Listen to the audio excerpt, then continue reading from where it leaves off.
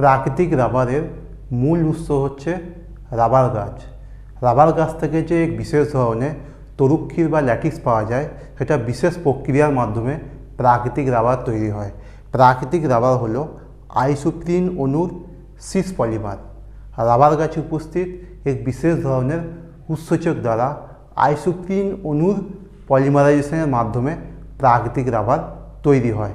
যেমন হচ্ছে আমরা আইসোপ্রিন অণুটাকে যদি দেখি, আইসোপ্রিন H2C,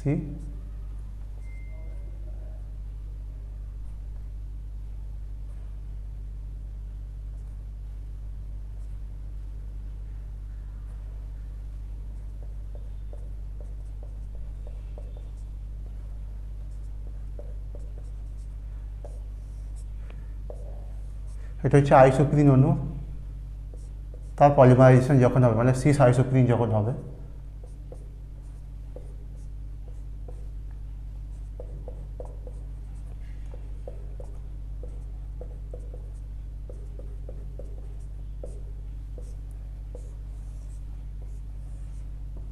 এটা কি আইসোপ্রিন অণু।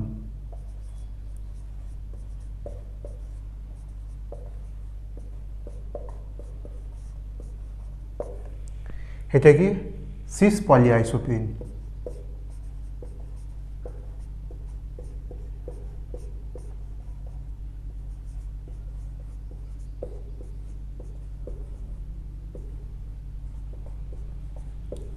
সিস পলি আইসোপ্রিন, এটাকে বলা হচ্ছে প্রাকৃতিক রাবার।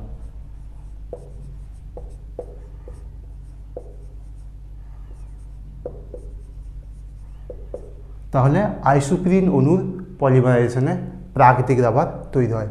আইসোপ্রিন অণুর পলিমারাইজেশনে কিনা সিস পলি আইসোপ্রিন, সিস পলি আইসোপ্রিনটাকে বলা হচ্ছে প্রাকৃতিক রাবার। এবার আমরা যে বিশুদ্ধ রাবার আমরা ব্যবহার করি, সেই বিশুদ্ধ রাবার ব্যবহার করার অনেক কিছু অসুবিধা আছে। সেই অসুবিধাগুলো কী কী? প্রথম হচ্ছে বিশুদ্ধ রাবারকে উচ্চ উষ্ণতায় নরম হয় এবং নিম্ন উষ্ণতায় কিনা এই রাবারটা ভঙ্গুর হয়ে যায়। এর টান শক্তি, ঘর্ষণ প্রতিরোধক ক্ষমতা বিশুদ্ধ রাবারের ক্ষেত্রে অনেক কম হয়। এটা নরম ও আঠালো প্রকৃতির হয়। জৈব দ্রাবক দ্বারা বিশুদ্ধ রাবার কি না ফুলে ফেঁপে ওঠে জৈব দ্রাবক দ্বারা। বিশুদ্ধ রাবার কি অক্সিজেন, ওজোন এই সমস্ত গ্যাস দ্বারা কি না সহজে আক্রান্ত হয়ে যায়। তাই বিশুদ্ধ রাবার ব্যবহারে প্রচুর অসুবিধা আছে।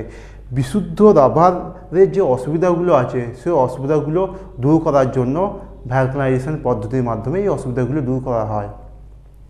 তাহলে ভ্যালকানাইজেশন পদ্ধতিটা কি? ভ্যালকানাইজেশন পদ্ধতির মাধ্যমে বিশুদ্ধ রাবারের যে সমস্ত অসুবিধাগুলো আছে, সমস্ত অসুবিধাগুলো ভ্যালকানাইজেশন পদ্ধতির মাধ্যমে দূর করা হয়।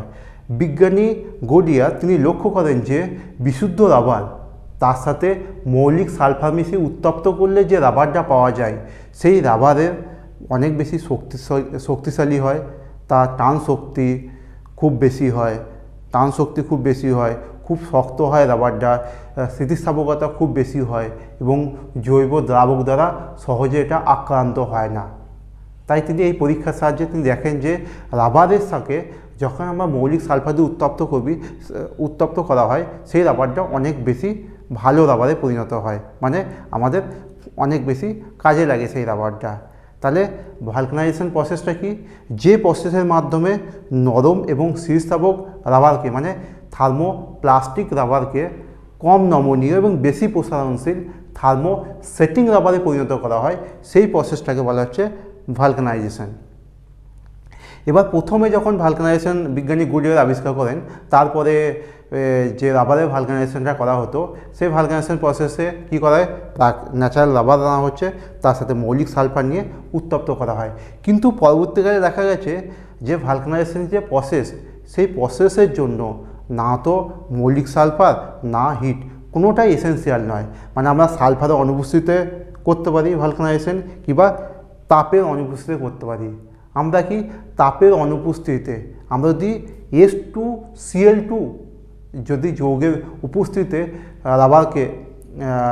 রাবারকে বিক্রিয়া ঘটায়, রাবার কি ওটা ভ্যালকানাইজেশন করে, তাহলে কি H2Cl2 এটা হচ্ছে এমন একটা যৌগ যেটা কি তাপের অনুপস্থিতিতে ভ্যালকানাইজেশন প্রসেসটা হয়। এর জন্য কি না তাপের অনুপস্থিতি হয় এটা।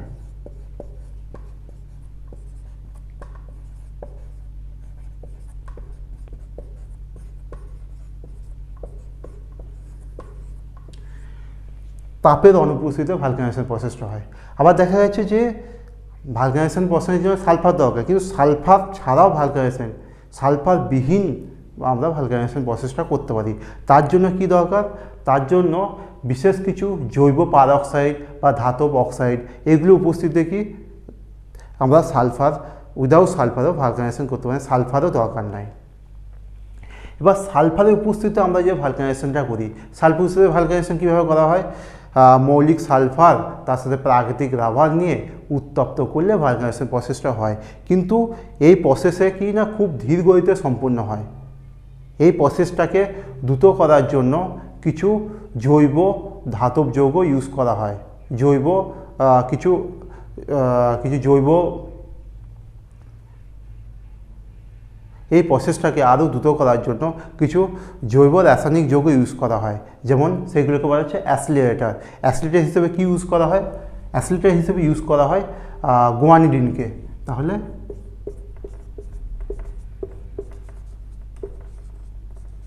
অ্যাসিলেটর হিসেবে ইউজ করা হয় গুয়ানিডিনকে।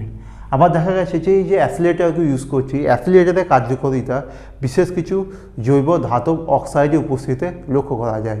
তাই এই মানে সালফার উপস্থিতিতে যে ভালকানাইজেশন করা হচ্ছে সেই জৈব যৌগগুলি ইউজ করা হয়। জৈব ধাতব অক্সাইড কি ইউজ করা হয়? জৈব ধাতব অক্সাইড জিঙ্ক অক্সাইড ইউজ করা হয়, এবং যে ধাতব অক্সাইডগুলো ইউজ করা হচ্ছে সেগুলো করা হচ্ছে অ্যাক্টিভেটর। তাহলে অ্যাক্টিভেটর হিসেবে কি ইউজ করা হয়? অ্যাক্টিভেটর হিসেবে ইউজ করা হয় জিঙ্ক অক্সাইড।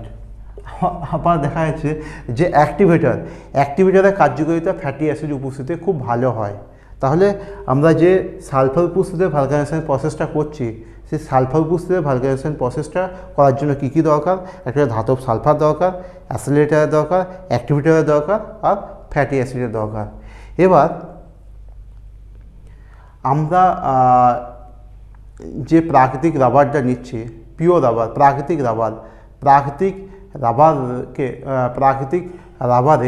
রাবারের শৃঙ্খলগুলির মধ্যে আণবিক শৃঙ্খলগুলি, প্রাকৃতিক রাবারে পীড়ন প্রয়োগ করলে রাবারের আণবিক শৃঙ্খলগুলি একটি অপরটির উপর দিয়ে পিছলে চলে যায়। এর ফলে কি প্রাকৃতিক রাবারের মধ্যে আমরা যখন পীড়ন প্রয়োগ করছি তখন তার আকারে বিকৃতি ঘটছে, কিন্তু আমরা যখন পীড়ন সরিয়ে নিচ্ছি তখন আগের আকারে ফিরে যাচ্ছে না।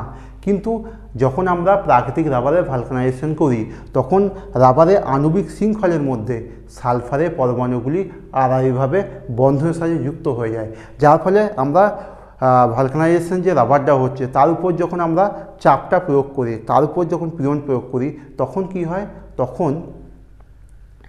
তখন রাবারের তখন আণবিক শৃঙ্খলগুলি একটি উপর দিয়ে সরে যেতে কি হয়? তখন বাধা দেয়, তখন একটি উপর থেকে সরে যায় না। এর ফলে কি হয়? আমরা যখন ভালকানাইজ যে রাবারটা তার উপর পীড়ন প্রয়োগ করলে তার আকারে বিকৃতি ঘটে, কিন্তু পীড়ন সরিয়ে নিলে আবার আগের আকারে ফিরে আসে। এটাকে আমাদের এইভাবে দেখতে পারি, যেমন হচ্ছে এটা মনে করো প্রাকৃতিক রাবার, এটা হচ্ছে প্রাকৃতিক রাবার। এর মধ্যে যখন আমরা যখন ভালকানাইজেশন করছি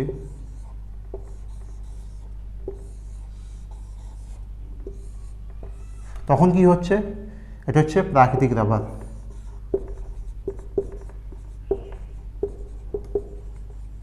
এর মধ্যে যখন ভালকানাইজেশন করছি তখন এই যে লেয়ারগুলো তার মধ্যে কি না সালফারটা ঢুকে যাচ্ছে।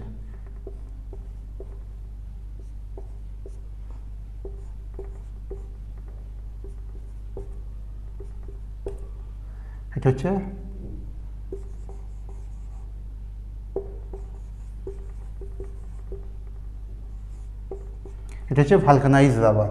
তাহলে কি হচ্ছে? এখানে যে সালফারের যে মৌলিক সালফারগুলো ঢুকে যাচ্ছে তার ফলে কি হচ্ছে? এই লেয়ারগুলো একটি অপর দিক থেকে সরে যেতে বাধা দিচ্ছে। এর ফলে আমরা যখন পীড়ন প্রয়োগ করছি তখন এর আকারে পরিবর্তন হচ্ছে, কিন্তু যখন পীড়ন সরে নিচ্ছি আবার আগের আকারে ফিরে আসছে। এবার ভালকানাইজেশন প্রসেসটা যেটা করছি তার সুবিধাগুলো কী কী? ভালকানাইজেশন প্রসেসের মাধ্যমে যে তোমরা দেখতেই পাচ্ছ যে প্রসেসের মাধ্যমে যে রাবারটি উৎপন্ন হচ্ছে সেটা শক্তিশালী এবং তার টান শক্তি বৃদ্ধি পায়, তার স্থিতিস্থাপকতা শক্তিও ভালকানাইজেশনের ফলে বৃদ্ধি পায়। এবং জৈব দ্রাবক দ্বারা, যেমন ন্যাচারাল রাবার, জৈব দ্রাবক দ্বারা কী হচ্ছে, খুব সহজে ফুলে ফেঁপে উঠছে, কিন্তু জৈব দ্রাবক দ্বারা এরা ফুলে ফেঁপে উঠবে না।